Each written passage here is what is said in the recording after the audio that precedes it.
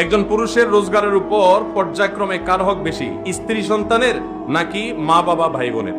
দেখুন, মা বাবার সাথে কারোর কোনো তুলনা চলে না হক আদায় করার ক্ষেত্রে। হক আদায় মানে শুধু টাকা পয়সা খরচ করা না।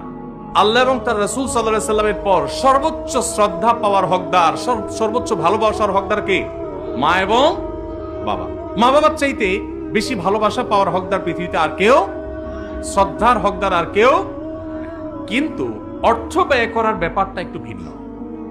স্ত্রী যদি থাকে তাহলে প্রত্যেক স্বামীর উপরে কর্তব্য তার স্ত্রীর ভরণ পোষণের ব্যবস্থা করা।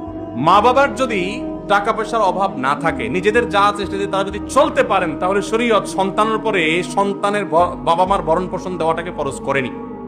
কথা কি বুঝতে পারছেন?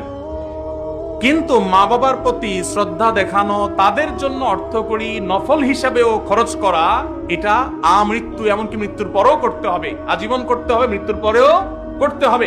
স্ত্রীর সাথে তো যতদিন বৈবাহিক সম্পর্ক থাকে ততদিন, বৈবাহিক সম্পর্ক না থাকলে তখন আর তার ভরণ পোষণ আবশ্যক হবে না। অতএব এটা দেখে কেউ আবার এটা মনে করেন না যে ইসলাম কি মা বাবার উপর স্ত্রীকে অগ্রাধিকার দিয়েছে কিনা, মোটেই না। কিন্তু খরচের যদি ব্যাপার হয়, স্ত্রী অন্যের ঘর থেকে এসছে আপনার ঘরে, অতএব তার সম্পূর্ণ দায় দায়িত্ব আপনার, আপনি তার ভরণ পোষণের ব্যবস্থা করে দিবেন। মা বাবা তাদের জন্য খরচ করবেন, যদি তাদের টান থাকে, যা আছে তাদের না হয়, তখন আপনার উপরে কর্তব্য হবে তাদের জন্য খরচ করা।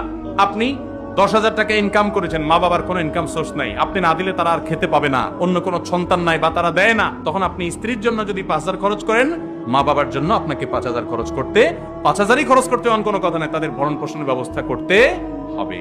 কথা কি বুঝতে পারছেন? তাহলে তাদের না থাকলে তখন আবশ্যক হবে, আর স্ত্রীর থাকুক আর না থাকুক, সর্বাবস্থায় স্ত্রীর ভরণ পোষণ স্বামীর উপরে